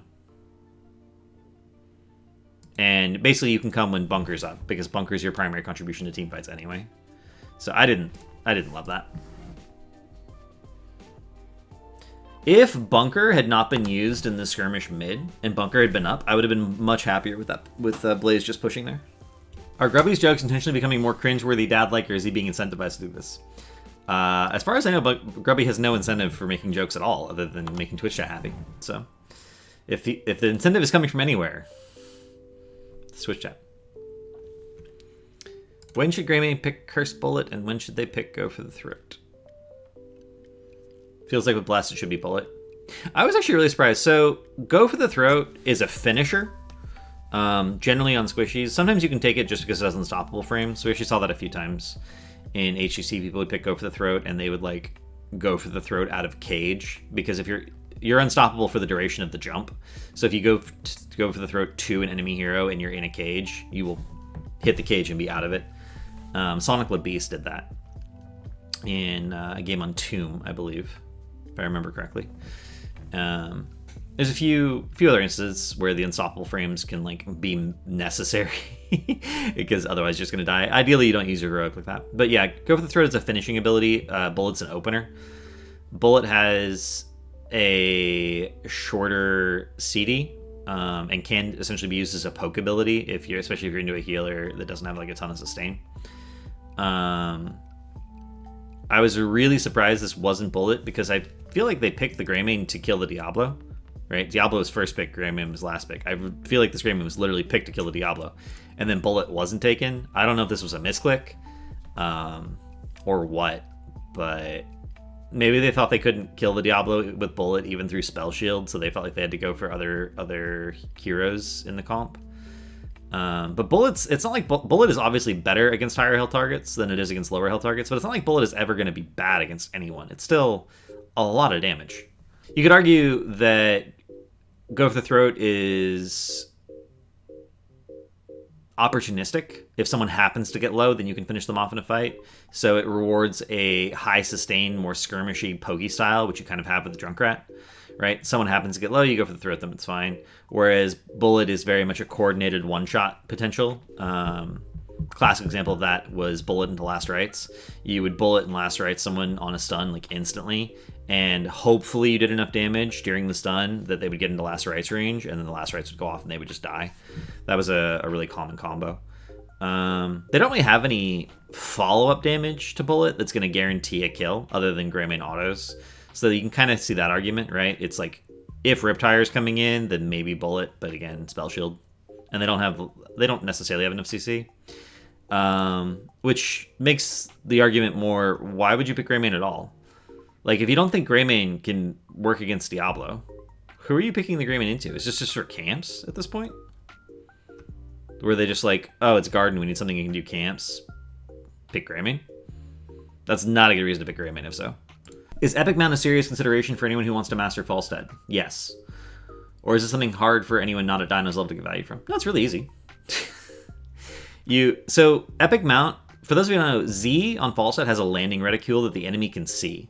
So if you fly somewhere and your landing location is in enemy vision, they can see where you're going to land. Epic Mount not only cuts the gives you the CDR, gives you the instant flight, all that stuff. It actually removes the landing reticule. So you can do flank gusts far more easily with Epic Mount. And yeah, you only get the one push instead of pushing over and over and over and over again. But that can be fine. It also is a far better talent if you're a split pushing Falstad, because you can get to fights faster and more consistently. A split pushing Falstad, by the way. OP. Yeah, it removes the reticule. It's actually a really big deal. Is Apex Predator also pickable? Apex Predator, is going to be pickable on maps like Dragonshire sometimes, where just globaling around makes the game stall out forever, and eventually you'll get something. But it's not at the same power level as Epic Mount. Was Storm forced into a counter draft in order to hold Oxygen Bay, or did they just forget to account for wave clear? I mean, they have a Brightwing who can sideline for a little bit. They have Hogger. They have Chromie Cassia. Chromie's a good wave clear hero. Cassia's an okay wave clear hero. It's not like they're not lacking wave clear too badly. Right? I do think a lot of their picks were designed to counter ours. Like the Cassia was just designed to not die to this comp. What was the idea behind the draft and win conditions involved? I mean, we have a lot of siege pressure with the Tyrael. We can do the camp faster. We actually have multiple ways of doing the camp faster with multiple different heroes depending on who is positioned to where. I think that's actually the problem is we have a lot of places we want to be with each individual hero in our comp. And it's tough. We actually also had, we were just split in fights is what it came down to. We had the same fight was happening in two separate 2v2s at one point and you couldn't even have them on the same screen. They were that split up, and we almost won both of those 2v2s. We would have won any of the straight up 4v4s. We would have won the straight up 4v4 in that exact same scenario. But we didn't do that, right? We did not play our comp correctly. And Justin had a good point. Right? Someone clipped it and asked, do I agree? The last game was drafted without kind of a Junkrat type composition. Junkrat wants to play the fight slowly. He wants to play front to back. He wants to set up traps and just play around his space. He's a zone control hero. He's not a tank killing hero. He's not a diving hero. Last composition from Oxygen kind of had aspects of all of these things, but it didn't have just a calm, cool, chill Junkrat comp. He wants to set down his traps, maybe have a Sergeant Hammer next to him. So that's poke. Justin saying we want to play a poke comp when you have a Junkrat. I don't disagree that obviously Junkrat is good in poke. Riptire is essentially a dive hero, though. If you Riptire from a safe location, it's essentially a dive hero, right? Riptire can even benefit from Sanct, because good teams will target it. If you Riptire into a fight and there's a Sanct underneath it, and then you can get the Riptire in whoever you want, that's actually pretty good. So, we have a dive comp. The goal was to dive onto the same target. But either we weren't on the same target or we weren't all there. And that's just is that hard to do? Is that draft too hard? That's a reasonable question. But I think it would have been okay if we had played better. Why Rhaegar W1? Diving in. If you don't get bursted from... It makes it just harder to burst you from under 0. This is also an interesting experiment, right? To see how much value this actually got. Rising Storm actually did a surprising amount of damage. Stormcaller did not get that much value. Neither did Electrical Charge. I still think that there's a situation where W build is pickable, but we haven't found it yet. I feel like you hard won draft. Do you agree? If not, why? If so, what went wrong? Why did it feel so difficult? Yeah, Hasu summed it up in the interview. People literally kept getting picked before fights, so we never got to actually see the comp played correctly. Yes, Rising Storm did get more value because the W1 radius increase. Which again, I don't think the talents are pickable separately. They're only pickable together. The question is, should you be picking them at all? Should Cassia have gotten as much value as she did bot early? So Cassia was essentially just throwing Qs at the wall. The entire early game. I don't think a Q went on anything but the wall. I think in order to... I don't think it's possible for anyone in our comp to deny that, honestly. So that was a problem. The Cassia was a really good pick by Storm. Cassia can't really continue to push once a wall is down, to be fair. Cassia really is good at hitting walls and not necessarily good at hitting other stuff. Sports and hear how they end. So this is Storm comps. Skip a boop. Yeah, careful. Yeah. Yes, you get 20 now. Get 20 now. Watch my trap. Oh, never mind. Yeah, we Stay should. with Wait, me. your flavor? Stay with you, OBJ. Literally one wave. Yep. You're 20. Catch the back zero now. Oh yeah. See how loud June has to be there? Okay, that's fine. I'm cutting around. I'm not sure we can get this though. They're pretty good clear, but I think we played for kills. I mean, Yeah. I have Pierce now too. I can hit real hard. Yeah, and then we that's poke fine. them down so hard and they'll end. Just don't dive too hard. They have a really good counter. Yeah. Just dive. Cure for the endless That's name done here. too. yeah. Yeah. Nice. So the question is, how funny is it to hear June try to convince his team to play the map? On a more serious note, we've heard of somewhat similar dynamic in other team comms. Liam on 30 games to mine, and I'm curious if you think that sort of internal struggle within a team is to their benefit or detriment. I mean, not everyone always agrees about what the optimal way to play is. Like, some people are like, oh, you know, we have an advantage, let's be as aggressive as possible and pressure that advantage as much as possible. Some people are like, oh, we have an advantage, let's play slow and get guaranteed value out of that advantage, no risks of any kind. And there's a spectrum in between those two players. HHE had a really interesting dynamic where two of their players were very macro focused and two of their players were very aggressive, and one of their players was sort of in the middle. And basically that was the tiebreaker. So, you know, on the side of aggression versus the side of caution, there was a clear tiebreak, and that they would follow the call of the person who was like, you know, which one of these dynamics do we want to go with in this situation. I definitely think there's situations where conservative players are wrong and you should be aggressive, and I think there's situations where aggressive players are wrong and you should be conservative. June's call out that we have a really good counter engage is absolutely the case. So even though they're, you know, 2018, if they overextend and make a mistake, we can easily get kills there and turn the game around. But everyone is just like, go, go, go, go, go, and no. I do think that different perspectives is beneficial to a team. I would never want a team... I mean, I'd be thrilled to have a team where everyone always agreed on everything. You know, how easy would that be to coach? But I would never want a team where everyone was always like, this was clearly the best play, and they don't even consider other options, right? Having multiple brains thinking about the game at the same time, as long as those ideas can be communicated and treated respectfully by everyone on the team, is probably going to be better. I find this dynamic of... When people say Chromie's a good counter to Hammer, just consider that Hammer went one-on-one with her and she was forced to port. And he killed almost the whole tower. That's why I don't believe in the Chromie beats Hammer thing. I haven't felt that as being... Do you think problem Chromie for versus me, Hammer Yorick and Stukov. isn't Chromie favored? And some slows. If you get slowed by Stukov, and then... I think people aren't playing the matchup correctly. It's a very common question. I feel like I'm going to keep getting it. Can you explain Citrus Hammer and Lunara 20s? This should have been Bountiful Stride. Intensifying Toxin just doesn't do very much. And I actually think after the game, Hasu even said he should have gone Bountiful Stride. One of the major things about Bountiful Stride, by the way, is that you can leap your Wisp. So you always have a built-in like out tool if your Wisp is available to you. Yeah. Hammer 20. Advanced Lava Strike does so much damage. Ultra Capacitors is definitely always the pick if heroes are just going to step up and auto, and you have to do things. You know, it's just comp that's not realistic. So Advanced Lava Strike actually secured, I think, 2 kills at the end of the game. And that would not have happened without it. So it's OP. It's not always pickable, but in the situations where you really aren't going to be able to auto for free, it does an enormous amount of damage. And then Hammer, or the Citrus 20... They actually have a really good follow-up with Shockwave, right? Power Spike Shockwave for the multi-gorge. If they hit like 2 or 3 people and get the thing. Well, you couldn't pick him before third ban like Mura. How would Mal'Ganis do into Storm's comp? You just run people down. The problem with Mal'Ganis is really a tank that really, really, really wants to have burst, so that if you set up a massive sleep, you can actually kill someone off of the sleep. And we have a sustained damage comp with the Lunara Sergeant Hammer without a ton of burst, really. So I don't think Mal'Ganis would have been this game. If we had different backliners into this exact comp, especially on Garden with a lot of bushes. Mal'Ganis, and they have no knockbacks, which is really important, except for Augur Q. Mal'Ganis could have actually been fine, but I don't think it works with our damage structure.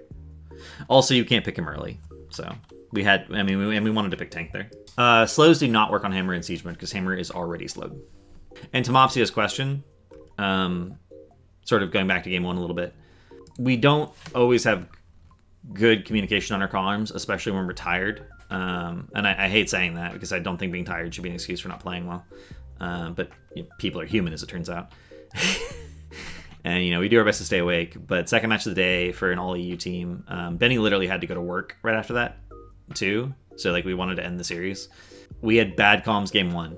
And I think that it woke everyone up. And then we had a relatively clean game 2, 3, and 4. Storm's composition is a little bit more well-rounded overall. Oxygen's composition, again, is going to struggle with killing tanks. You have Muradin and Leoric on the front line. Muradin died 5 times this game, by the way. The most of anyone on the enemy team. There's really no other follow-up damage. You have Blaze, Anubarak, Anduin. None of them really provide much serious damage. So it's really just Junkrat and Tracer being forced to pretty much do all the damage. If they were planning on drafting the Tracer all along, I would have preferred to see a Malfurion. Yeah, obviously it slows by more. It's just that Hammer is 50% slowed whenever she's in siege mode with Hover Siege. So a larger slow would work, like Rhaegar 16 would work. But a slow less than 50% will do nothing. I mean, yeah, Justin's saying anyone's not good with Tracer. I mean, their comp is very well rounded, right? They have the rotational advantage in sense with the Lucio. They have a good amount of wave clear with the Leoric Chromie, and then they have a lot of kill pressure with the Tychus Muradin. But it's only the Tychus that can threaten the Anubarak, and to some degree the Lucio. Literally this game, Tychus and Lucio are the two things scariest for Anubarak. Chromie, you just don't care.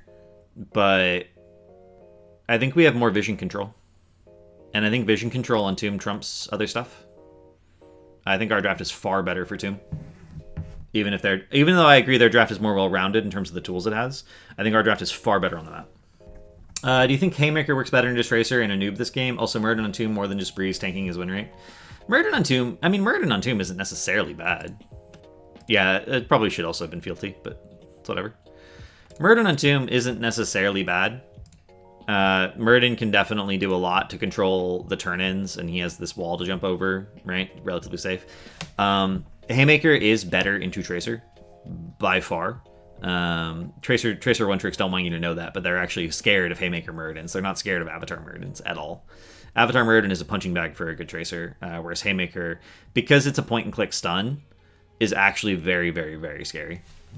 Because it stuns you during the animation of the knock. You get stunned. You just can't do anything. But I don't think Muradin's inherently bad on Tomb. Feels like Myriad of Storm turn-ins got very little value. Aside from Oxygen, Impact, and keeping lanes pushed, was their choice of when to turn in just wrong? They turned in when we were clearing lanes, because that's when we let them turn in. It's not like... If they hadn't turned in, they wouldn't have gotten the turn-in. So, they pretty much didn't have a choice in the matter. Was the Vikings expected? This is game 4. Was the Vikings expected? Is the Tychus a response pick? Vikings are good on towers. Obviously, every team that has an offlaner that plays Vikings, we expect Vikings to potentially be picked. I know Naz's hero pool. Naz used to be on Oxygen. I know he plays Vikings. Towers is literally the best Vikings map in competitive. You should always be thinking about it. Oh, they haven't picked an offlaner yet? Or they picked an offlaner that can be the 4-man? They might go Vikings. Is the Tychus a response pick? The Tychus isn't a response pick to the Vikings. The Tychus is a response pick to their entire draft. It's something that the Tracer isn't really good into, because Tracer doesn't really trade well into Tychus. And obviously Tychus is very good into Diablo. Alternatively to your front back strat, how is Master Assassin farming Viking for sacks and just sieging with Odin as a strat? I would not do that. I would never try to farm a good Vikings player. It's just not going to happen, for one thing. It actually takes just as much work to gank a good Vikings player as it does to gank an actual hero, but the benefit is not as large. The benefit is tiny by comparison. You get 1/3 of a hero kill. Not even 1/3, it's actually 1/4 of a hero kill. And you've just burned a bunch of cooldowns and shown on the map in the other lanes. Now the enemy team can run it down the other lane. You don't do that. Not a good strat at all. As a follow-up to the past question, why not Tracer instead of Garrosh? But just pick Malf Tracer here and flex the tank? You want me to pick Tracer into Brightwing Diablo Lunara because that's what we've seen of their draft. Tracer's not good into any of these heroes. We're not gonna pick Tracer into 3 bad matchups. Well, 1 neutral and 2 bad. Like, no, it's not gonna happen. We finally see Laser instead of Odin. Was it the right pick this game? It was. Laser. We picked Tychus to kill Diablo. Tychus can't kill Diablo when he's an Odin. Therefore, he should never be an Odin. And you know the best way to never be an Odin? Don't pick it. Last minute question. It's funny how often Tychus players have used Odin, but then had to run away for the first 6 seconds or so. Oh, I mean... there are literally CCL games from like season 1 and 2 where I can show you people picking Odin and then dying to Diablo. Because Diablo just, oh, he's an Odin, just runs at him and then they just die. And it's like, guys, I thought Odin was supposed to... I thought Tychus was supposed to counter Diablo. Not if you're an Odin. It's actually ridiculous. Last minute question. Do you think that participating in both MC and CCL is a disadvantage when it comes to drafting? Yes. You can change your meta a little bit, especially because of ping. And if you focus on that, then maybe it's fine-ish. But the reality is you're just giving away more information to any team that bothers to do any scouting. So I don't see how that can be anything but a disadvantage. The only advantage is that you get maybe a little bit more practice, right? You play more games, but that's what scrims are for. At what point do you think analysts will stop talking about the XP changes that are 3.5 years old? It's rare to hear mention of other more recent gameplay changes. I still talk about the scaling changes from 2016, so never? I'm going to go with maybe never. Here's the thing. Blizzard used to do something every year that fundamentally changed the game, right? 2015 was the scaling changes. 2017, to some degree, was the support apocalypse and the tower changes. And all of this had a dramatic impact on the dynamic of the game. So for anyone who's been around, it's sort of interesting to be like, here's what you would have done when the game worked this way, but now that the game works this way, you do this. And it's different. Casters, especially, are always trying to like fill time in some sense and give a broader perspective in some cases.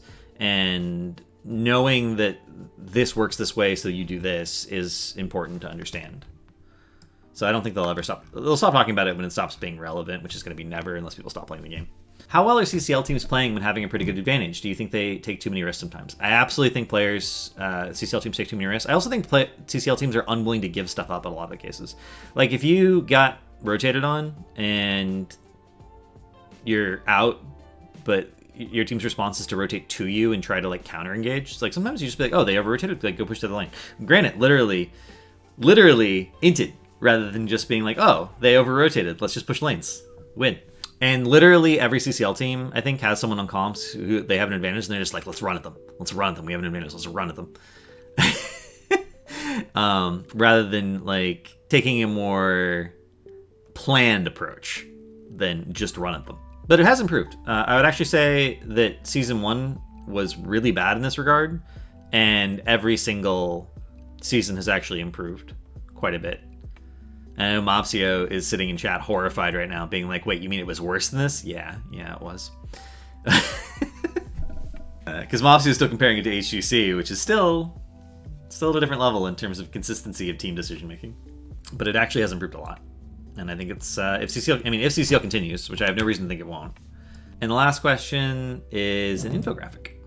Can't say I know enough to decide if these people are well-priced or not. Let's get someone well-involved and seem to find a team of 5 under this. Also, we're the most underpriced heroes. So this list is really strange to me. Like Bad Benny being the best tank, sure. Kira being the best range, or flex rather, sure. Dino being the best range, sure. Banana, like this, the top row is totally reasonable. But I don't know if Bishops is the second best ranged player, and also he's not in CCL. Like of all players in both Master Slash and CCL, Bishops, I don't know about that. Swamp is here. This should be Nasmus. Are Copen to Quasilium? I think like this. I don't know. It's an EU favored list. Yeah, Mater is not even on here. I think that's really strange. So like I don't know. I think that the people on here are not necessarily people who should be on here. The relative ordering, that's an endless argument that you could have with people. It also ignores like Kira can shot call. Benny can shot call. Dino can shot call. Banana can't shot call. Shot calling from the offlane is basically impossible, but Copen has really good comms. Zaynhai doesn't even still play, right? So like, this is just, and it's so ridiculous. Like Legacy is straight up one of the best supports playing in CCL, and he's $3, right? I can buy Legacy for $3. Oh, I'm buying Legacy, right? And I have $19, so I have $16 for my next 4 spots, which means I can spend an average of $4. Like, this is insane to have Legacy this far down. Legacy is performing far better than Smexy is. Like, Smexy at his peak may have been better, but this is just insane to me. Liam's a bargain at $4, honestly. So now I got $7 in. I have $12 left for my next 3 spots. Looks like we can pick up 30k for $18. Yeah, I mean, you can pick up the entirety. You can't pick up the entirety of 30k, right? Because Modder is not on here. Although if you argue that Modder is free, like, I don't know who made this. Honestly, it was just posted in my Discord. But the prices are not reflective of anything rational, in my opinion. And that's going to be it for Inside the CCL. Thank you guys for watching. Really appreciate it. Games coming next week are going to be huge. Not only just for standings, but for entertainment value. CM versus 30k. A lot of people have predicted these would be the top 2 teams going into the season, so getting those 2 teams to face off, see who's better, huge. Diamond Hands versus Auction, massively important for standings. Granite Gaming versus Wildheart, massively important for standings. If Wildheart loses this series, it's just insanely bad for them. But even if they drop like 1 or 2 maps, it's still insanely bad for them. Every map matters right now for standings more than any other season of CCL ever. It's actually huge. Storm versus Sim will be interesting, right? It's 1 and 4 and 0 and 5. We'll get to see if Sim takes any more maps. It's gonna be an entertaining weekend. Entertaining weekend overall. Thank you guys for watching. Really appreciate it. Remember, it's the stream where we never lose, we always win, or we learn something. Learning is always a win. Have a good night, everyone.